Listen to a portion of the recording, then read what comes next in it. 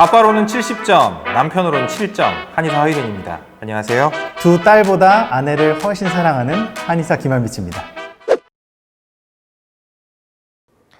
이제 저희들이 함소아 한의원에서 주로 이제 아이들을 보고 있는데 원장님은 아이들만 진료를 하시나요? 아니죠. 아니죠. 아이들이 혼자 오나요? 엄마랑 오잖아요. 맞아요. 엄마 진료하죠. 진료를 하면서 가장 크게 오해를 받는 부분들이 그런 거기도 한데요. 실질적으로 저희가 소아를 제일 많이 보고 잘 보기도 하지만 소아와 함께 항상 연결되는 부분이 바로 부인과거든요. 소아를 지켜보는 엄마들 그리고 같이 지켜봐 주시는 엄마, 아빠, 가족들까지도 저희가 같이 체크해 드릴 수도 있는데요. 물론 이제 모든 부분에서 저희가 잘하는 건 아니겠지만 소아와 관련된 부인과의 부분에서는 저희가 경험이 많기 때문에 그런 부분에서도 진료를 같이 하고 있습니다. 특히 어떤 부분에서 원장님은 많이 보세요? 어머님들? 뭐 예를 들면 제일 많은 부분 중에 하나가 뭐 첫째를 데리고 이제 진료를 계속 다니고 계셨는데 네. 이제 둘째 임신이 된 경우에 이제 출산을 하실 테니까 뭐 이제 산전 보약, 뭐 출산 때 쓰는 혹은 산후 보약 이런 거 하는 경우도 많고요.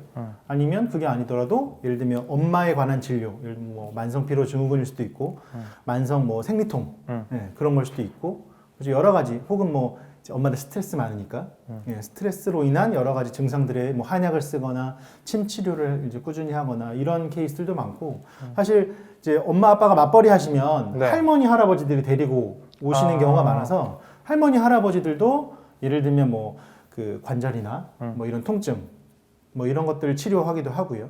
원장님은 어떠세요?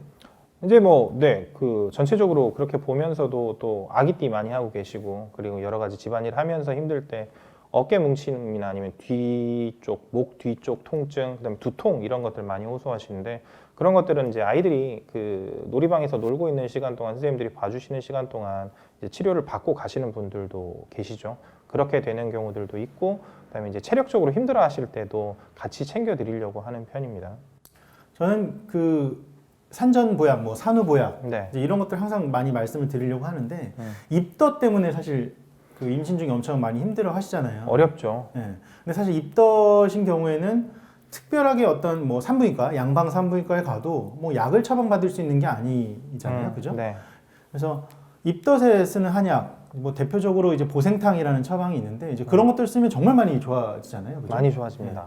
그리고 국민행복카드 같은 경우도 한의원에서 사용 뭐, 가능하죠. 네, 입덧 혹은 뭐 산후보약 이런 데도 사용이 가능하니까 뭐 물론 저희 함소아가 이제 이름에도 소아가 있으니까요. 이제 어린이들을 주로 보는 한의원이긴 하지만 이제 가족 진료도 하고 있으니까 그런 거에 대한 이제 질문 우리가 많이 받았는데 이 기회를 통해서 좀 알려드리고 싶은 마음이었습니다. 네. 원장님은 뭐 소아 한의원이라고 하는데 진짜 몇 살까지 소아라고 생각하시나요? 애한테 물어봐야죠. 아, 어린이냐고? 넌 네가 어린이라고 생각하니? 아, 진짜 좋네, 되게.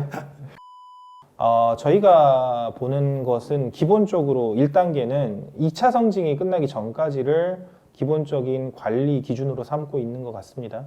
그래서 남자아이들 같은 경우에는 뭐 고등학교 때까지라고 볼 수 있고요. 그다음에 여자아이들 같은 경우에도 2차 성징이 끝나는 중학교 때까지를 1차 관리, 그리고 나서 그 이후에 성인이 되기 전, 즉 진짜 만 20세, 뭐 만 19세 되기 전까지 고3 끝나기 전까지 학업과 성장을 같이 할 수 있게 하면서 본인의 스트레스 관리 그리고 정신적인 정서 관리까지 해주는 것을 저희들의 목표로 삼고 있기 때문에 이제 어른들이 생각하는 어린이 기준은 몇 살일까요? 라고 얘기하면 어린이날 선물 받으면 어린이잖아요. 맞아요. 근데 초등학교 6학년 때까지 받지 않나요? 보통은 중학교 가면 끝나죠. 중학교 1학년 때 어린이날 선물 준다고 하면 애도 막 싫어하는 경우도 있죠.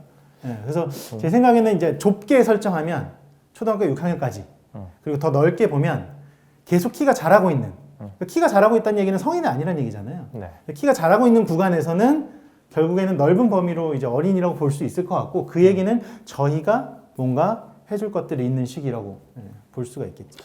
그래서 진짜 그 예전에 이제 중고등학생들이 그 함소아에 왔을 때 예전에는 너무 애들이 있는 공간 같아서 그 뭐 싫어한다는 얘기도 있었거든요. 그래서 저 같은 경우는 지금 아예 그 초등학교 고학년 이상은 따로 앉을 수 있는 자리들 또 볼만한 책들 따로 마련해 놓고 앉을 수 있게 해두고 있는데 요즘에는 인테리어나 이런 것들도 이제 조금 큰 아이들이 와서 있을 때도 뭐 어색하지 않을 정도로 익숙하게 세련되게 디자인되어 있기 때문에 와서 막상 보시면 아이들이 그렇게 싫어하지 않을 거예요. 그래서 중고등학생들, 특히 크는 아이들, 성장기에 걱정되는 아이들, 조숙증 걱정되는 아이들도 함수한의원 오셨을 때 언제든지 같이 상담받고 아이들에 대해서 같이 얘기 나눠볼 수 있을 거니까요. 그런 거에 대해서도 뭐 연령에 대해서 너무 걱정하지 마시고 꼭 그 뭐 3살, 5살, 뭐 6살 이런 아이들뿐만 아니라 중고등학생들까지도 같이 상담 도와드릴 수 있습니다. 저는 이제 나중에 되면 더 어떤 그런 추세가 어떤 트렌드가 바뀔 거라고 생각을 하는데 감기를 안 하는 나이가 되면 그러니까 이제 초등학교 고학년 정도 그렇죠. 부터는 엄마들이 어떤 건강에 대한 것들은 거의 신경을 안 쓰시는 경우가 많아요. 그리고 이제 중학생쯤 되면 모든 엄마 아빠의 포커스가 공부, 성적, 학업, 대학 진학 뭐 이런 거에 맞춰져 있기 때문에 상대적으로 아이의 어떤 그게 육체적이든 정신적이든 어떤 건강 상태에 좀 주의가 덜 기울여지는 경향이 있는데 사실 그게 덜 중요하진 않거든요. 네. 아이가 요즘 학교 생활, 교우 관계나 혹은 뭐 선생님과의 관계, 학교 생활에서 나타날 수 있는 스트레스 요인들이 정말 많죠. 많기 때문에 사실 그거는 어떤 좀 세심한 그러니까 부모가 해줄 수 없는 영역이 있거든요. 맞습니다. 그런 케어가 필요하고 더 그거에 대한 수요라든지 그런 것들이 커질 거라고 저는 생각을 합니다. 네. 함서화 채널 구독과 좋아요 눌러주세요. 알림 설정도 잊지 마세요.